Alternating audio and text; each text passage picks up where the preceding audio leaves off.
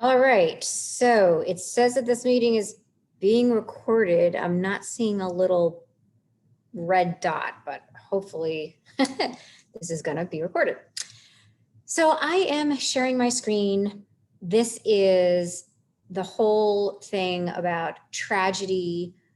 We're getting ready to read Hamlet, Shakespeare, and Shakespeare wrote tragedies, comedies, and histories. And in high school, we don't really focus that much on the comedies. I mean, Midsummer Night's Dream, sometimes people read that. It's really, really funny. There's tons of characters. It's hard to keep them straight. And it's really best when you watch it, and there's not a whole lot of renditions of that out there. Then really the biggest thing is the tragedies. Tragedies are great because they're, really dramatic and emotional and over the top. And ninth grade, you might have read or watched Romeo and Juliet and the modern version of it. And then maybe in 10th grade, I think it is, you did Othello. Some of you might have done Julius Caesar. In 12th grade, we could either do Hamlet or Macbeth. Macbeth, I really like. It has witches in it and being power hungry, and Lady Macbeth, she loses her mind towards the end. She says, "Out damn spot," and she's like washing her hands of all the blood. There's this famous sleepwalking scene. Good stuff. Brings fate into question and all of that. However, I'm really being pulled towards Hamlet because it is about a world that has been turned upside down from the very, very beginning. And Hamlet, the main character, how does a person whose life has been turned upside down and everything is all out of order, how do you wrap your mind around that? How do you restore order? And, it is a tragedy, so ultimately it's not going to end up well. And I'd really like to explore some of that with you all. Some of the language, some of the themes, some of the reason why Shakespeare wrote it in the context of that time period, on the heels of the medieval times. Now you have the Renaissance, and we'll be working on that a little bit. But what's really interesting is the stuff that Shakespeare was going through at that time. There's a lot of similar stuff right now. And I think now more than ever, we've been hearing that phrase a lot, right? It's very relevant. But let's first talk a little bit about that genre of a tragedy and what that means. So right here, I've got this slide deck here. The whole concept of tragedy comes from Greek theater from a long time ago. That is the Theater Dionysus in Athens. I did not take that picture, but I was actually there. And if you look at it, it seems to look a lot like that open air theater in the, West Goshen Park, close to the Acme. It's much bigger, but it's not as large as you'd think. And what's really interesting about the theater, now we think of the theater as entertainment, and you go, it's high culture, you're kind of fancy, you'll see a play. That was of the culture of the time period. Like everybody went, they would close down the workplaces and the markets and everything, and you would go to like this 3-day festival of plays. There'd be comedies, tragedies, these things called satyr plays, and they were wild and crazy. But really, it was affirming their culture, their values, their morals, part of their religion as far as working gods into it. And, just like today, maybe we have March Madness or the Super Bowl Sunday, like this was like their big thing. So 335 BC, there was Aristotle. He was a philosopher, and he is the one who started to collect these different theories of why we have literature, how is it structured, how is it organized. Just like Joseph Campbell in 1949 realized that there was a certain pattern, with Aristotle, he realized that in order to have a play, there was a certain story arc, there were certain things that went into it. And, you know, we learn a lot of what he did back then. It's still in our textbooks, like that typical plot line and everything. So, I hit the wrong button. So there are some terms in order to understand and appreciate what's going on with theater and all the different elements of the theater and how it's structured for this experience. You've got this thing called an anagnorisis, a catharsis, and if you notice the syllable is bolded, that you should be pronouncing it louder. So anagnorisis, catharsis, fatal, fate, hamartia or hamartia, hubris, peripetia or peripeteia, and pathos or pathos.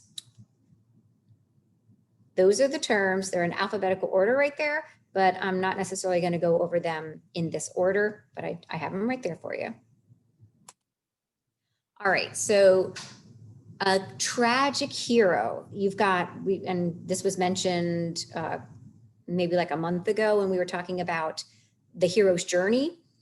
So Beowulf, he's an epic hero, larger than life, almost superhuman, you know, non-touchable. Like there's no way to compare ourselves to Beowulf. Like maybe there's certain elements that we might be able to identify in some ways, but in general, an epic hero is huge. They go on huge journeys.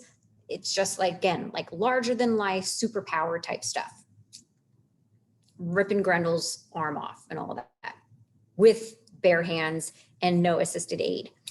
So a tragic hero is very, very, very different. A tragic hero we can relate to, they're very human, and there's about 7 characteristics that make for a tragic hero. Number 1 is even though they're a regular person, they've got to have something special. They may be royal. It says born of noble birth. There's some type of thing about this regular human, but they're just, they're elevated a little bit.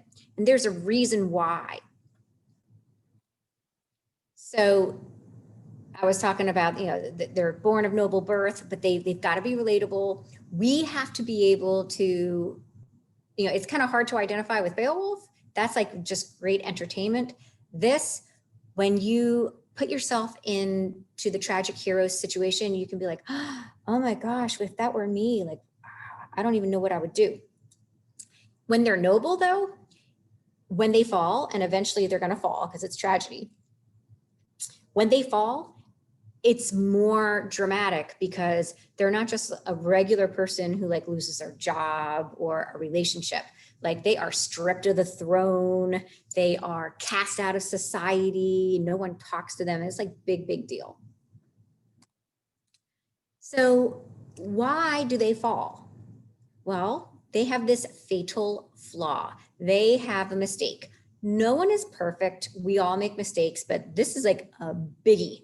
And it is something that is like ingrained about their character. So there are, and I can get into this later, but there are vices and there are virtues. And if you know about this 7 deadly sins, there's also, you know, the positive opposite of that.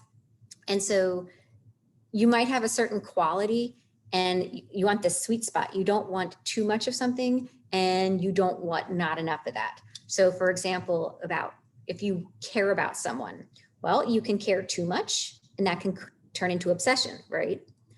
Or you could not care enough and you don't have any empathy about someone. So you want to have this nice balance of emotions. And usually what happens with a tragic hero, they either have way too much or not enough. So ambition, like if you want something out of life, that's good. It moves you forward. But if you are power hungry and greedy that way, that's going to be your downfall. Or maybe you don't have any ambition, then you're going to miss opportunities. Many, many times though, with a tragic hero, it's too much pride. They feel that they're better than everyone else, they know more, or they say, oh yeah, like I should be worried about certain things, but that's not gonna happen to me. You know, I'm the king, like nothing bad's gonna happen to me. So that's not so much with Hamlet. Hamlet, more than anything, I think it's that he just is afraid to take action. He gets into his head all the time. And really, he's kind of like his own worst enemy. And so many things have been happening to him where he's just like, I don't know what to do. And there's this whole thing about revenge that's going on with him. So, you know, is it good to avenge someone if you are trying to like set the balance back? You know, bad things happen, so you try to like take it into your own hands. And that's actually part of the problem, is he realizes that it is not up to humans to seek revenge. You're supposed to let that up to the afterworld. You know, if someone did something bad, you know, the cosmos will figure that out, karma, heaven, hell, whatever you want to call it. But in his situation, he feels like he needs to right this wrong. But then again, he also realized that that's not really the Christian way to do things. And so he's just like, doesn't know what to do. So what happens is it seems like there's all this messed up stuff out in the world. But really, when you think about it, it's that character itself. It seems like things are already preordained. It's just bound to happen badly.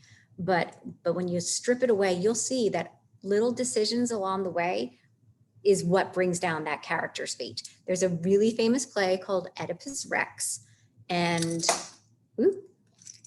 just dropped my button. With Oedipus Rex,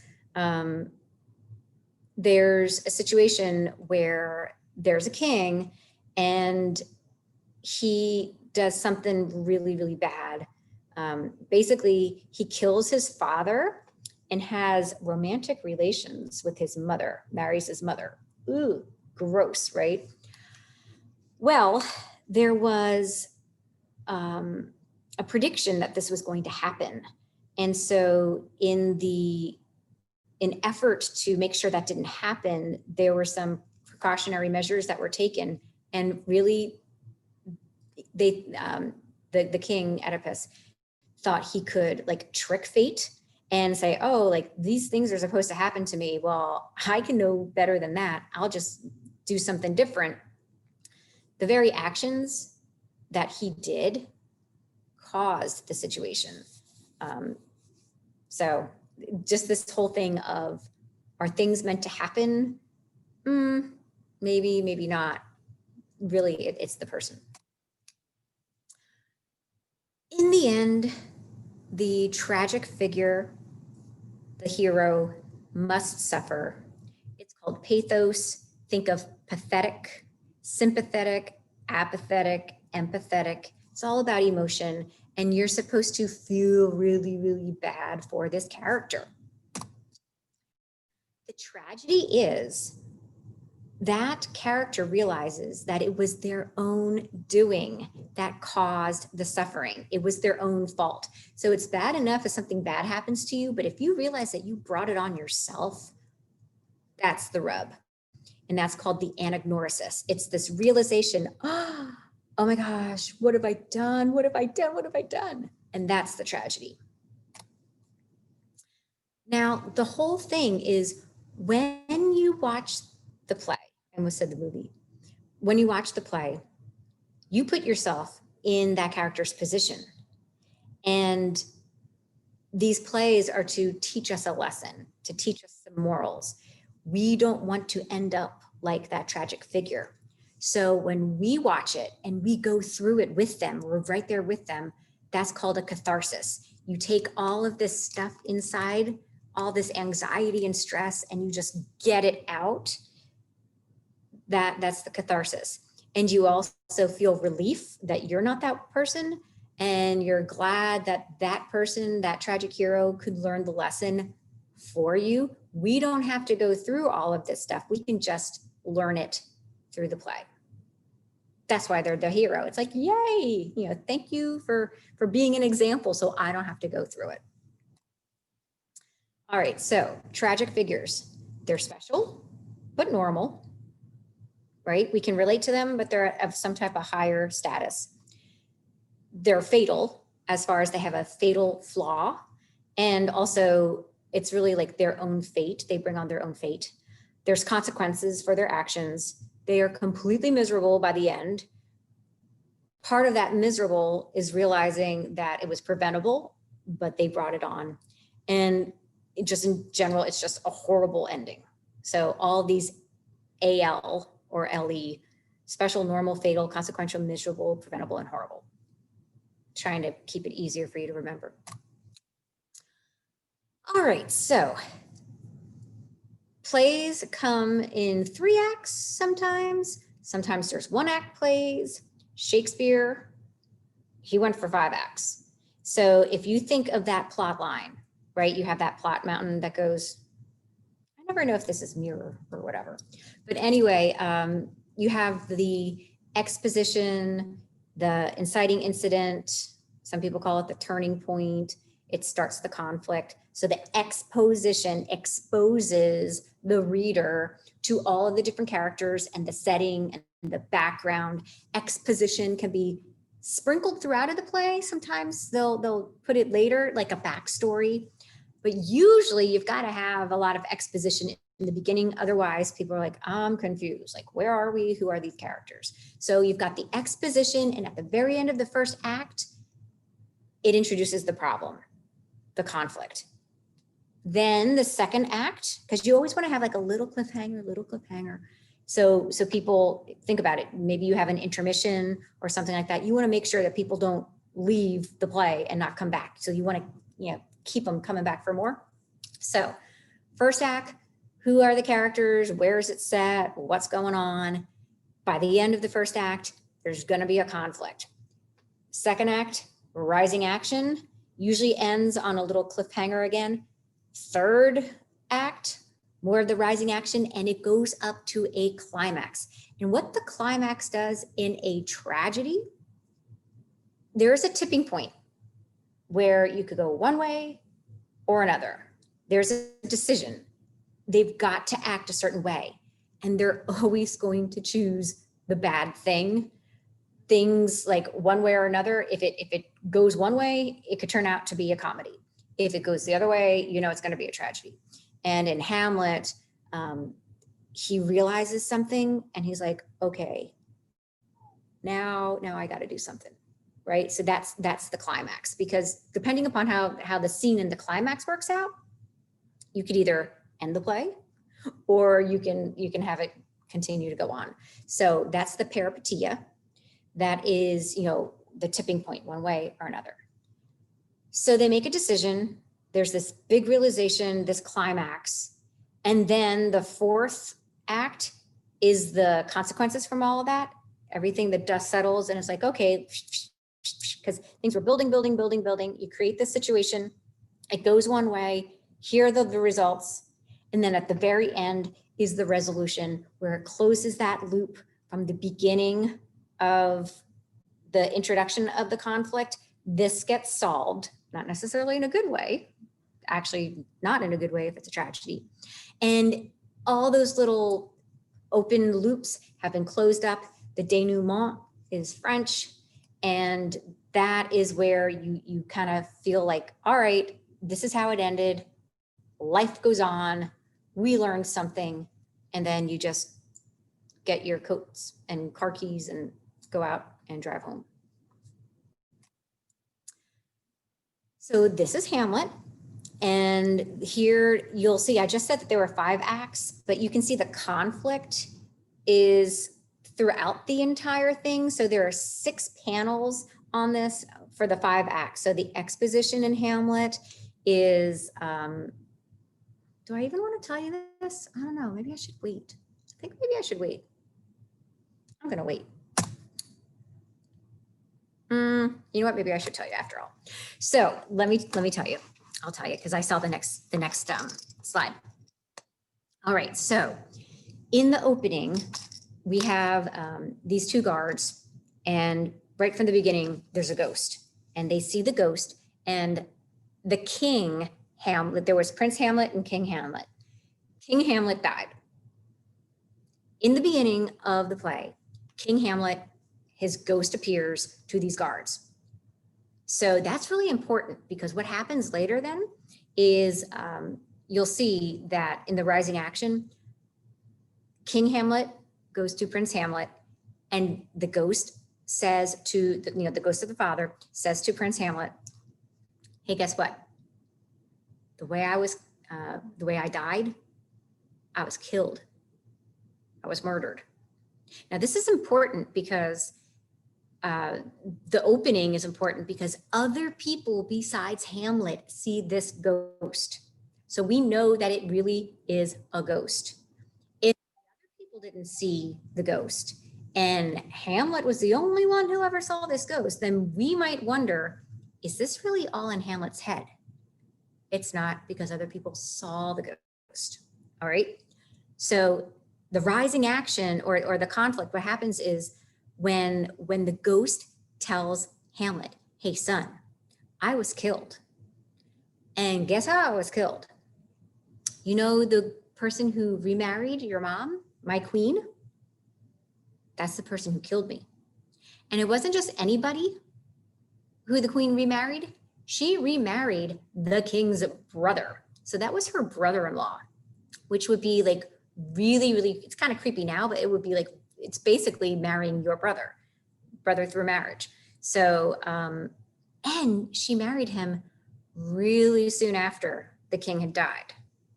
Now, whether or not she knew how the king died, maybe she knew, maybe she doesn't. Was she in on it?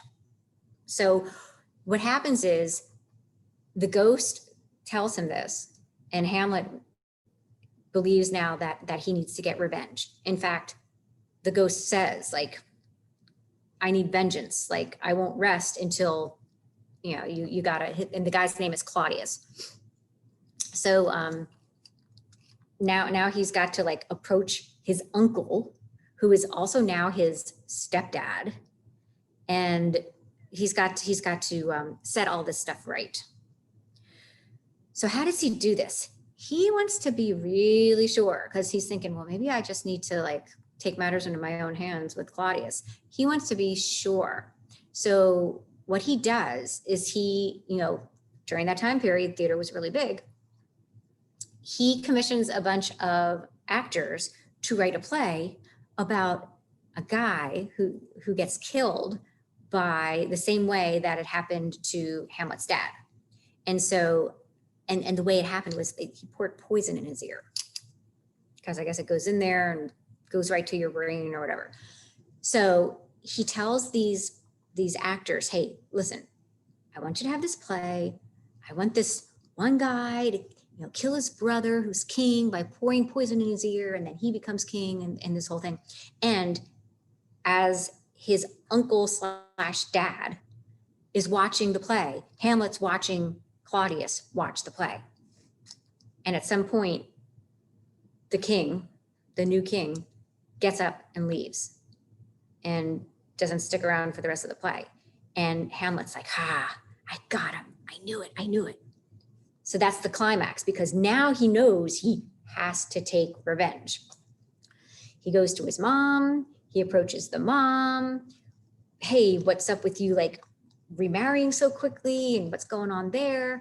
And there's some other stuff that happens, and it's just everything. Once that climax happens, things happen really fast. People start dying left and right. It's really, really big. There's a subplot with Hamlet's girlfriend, Ophelia, and Ophelia has a brother, Laertes, and their dad is Polonius, and there's people spying on each other, and there's some plots to like kill Hamlet, because now Claudius knows that Hamlet knows, and there's a lot of that stuff going on.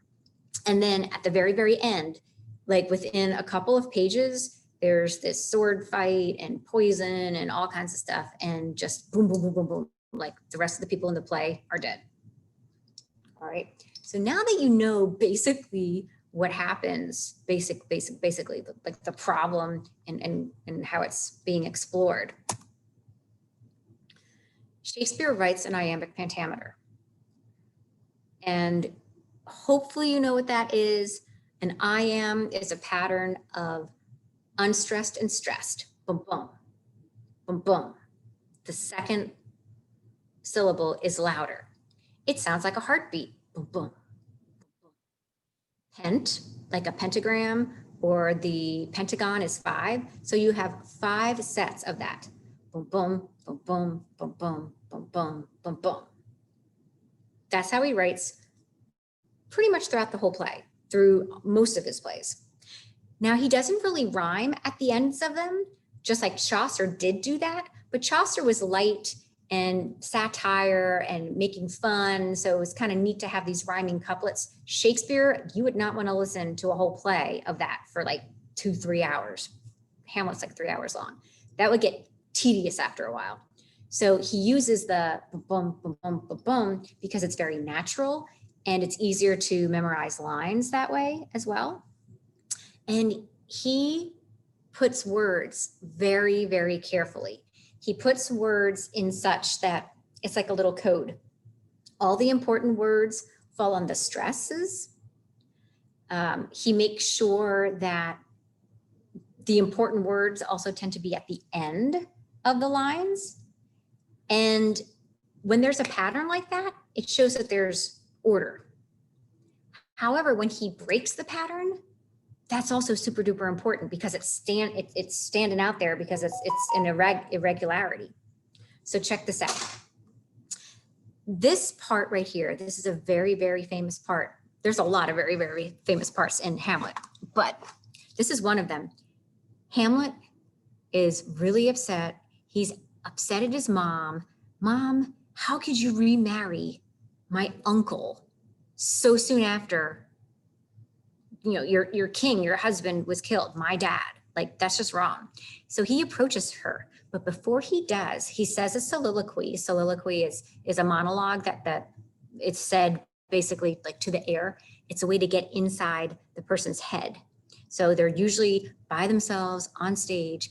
So just before he's going to his mom, we know what's going on in his head. And check out this iambic pentameter. "'Tis now the very witching time of night." Now you would not say it like that. "'Tis now the very witching time of night." But I'm doing that so you can see what he did. The bolds are the louder ones. "'Tis now the very witching time of night, when churchyards yawn and hell itself breathes out contagion to this world." You read from punctuation mark to punctuation mark. All right. You don't read line, line, line, because sometimes it keeps on going. It elides and it goes to the next one. So, and look at the churchyards yawn, the Y and the Y. "'Tis now the very witching time of night." It's, 2 o'clock in the morning or something. "When churchyards yawn and hell itself breathes out contagion to this world." Like, it's showing how sick and disgusting what's going on in this whole thing. It even says like something is rotten in the state of Denmark. Like, this is not good. And he says, "Now could I drink hot blood." Ugh. He could drink hot. He's so upset he could drink hot blood. And look, contagion to this world. Now could I drink hot blood. 2 extra syllables on that line and it stands out, and it's hot blood, 2 bolds in a row. "And do such bitter business as the day would quake to look on." Bitter business, hear that alliteration? So when things are done at night, like it's in the middle of the night, he can't sleep. There are these things that if I did things during the daytime, it would look really, really bad. But because it's in the middle of the night, nothing good happens at night, right? It's like, you can't see, it's more dangerous. Middle of the night, bad things happen. Look at like emergency rooms and calls to the police and stuff. It's always like, after midnight. "I could do such bitter business as the day would quake to look on." And then he goes, "Soft, shh, okay. Gotta quiet my mind, chill, soft, now to my mother. Woo. Extra syllable then too. Now to my mother. O heart, lose not thy nature. Let not ever the soul of Nero enter this firm bosom. So now look again. It shows like iambic pentameter, he's breaking it. Like he's getting out of his mind a little bit, and he's breaking the pattern as well. Nero was a Roman emperor who killed his mother. And he's saying, heart, lose not thy nature. Let not ever the soul of Nero enter this firm bosom. I don't want to be like Nero and kill my mom. Let me be cruel, not unnatural. He wants to be mean to his mom, but unnatural, meaning he does not want to kill her, because matricide, killing of your mother, one of the worst things, well, killing anyone is bad, but your mother is the one who gave you life. And to take the life of the person who gave you life is like big no. All right. I will speak daggers to her, but use none. I'm gonna cut her with my words. I'm not gonna use an actual dagger. My tongue and soul in this be hypocrites. My tongue and soul in this be hypocrites. Meaning, like what I say and what's in my heart, like in my heart, I kind of wish her dead, but you know, I'm not gonna say that, I'm not gonna do that. How in my word soever she be sent, to give them seals never my soul consent. So if you shent someone, shent means to like really lay them out, insult them, curse them, and all of that. But to give them seals never my soul consent. So all these threats and all of these things that he says that he might do to her, like the seal of approval or the seal of a king, you know, you put the seal with the sealing wax on the envelopes. No, he's not going to seal her fate that way. So that's what he's saying in just those 2, 4, 6, 8, 10, 12, 14? Is it a sonnet? 1, 2, 3, 4, 5, 6, 7, 8, 9, 10, 11. It's only 12. Now look at the end, shent and consent. He does that a lot. At the very end of a scene, he'll put a little rhyming bing bong at the end, because some people who may not be paying attention with the play and everything, when you hear that little rhyme at the end, ooh, like there's always, a nice closure at the end of a scene. And also it's setting up for like something new in the next act. So that little rhyme indicates, ooh, it's the end of the scene. Cute little button at the end there. And then there's going to be something happening. So look at all that. How much stuff we could analyze just using their iambic pentameter, how he has patterns, how he breaks the patterns, what it means. And if you look at the words that were bolded, witching time, night, hell, could drink hot blood, bitter business, quake, heart, soul, daggers, hypocrite. I mean, you can, even if you may not understand every single line, you can tell like this is not good. Hamlet's quite upset. So anyway, that's what I got for you right now. By now, you should know the structure of a play, what goes into a tragic hero, how Shakespeare writes, and like those are the main things. Oh, and also like that brief synopsis of what's going on. So I recorded this whole thing for you. So you have it. It's there ready to go. I will be going over this live in class. So if people want to ask a question and things like that, we can do that.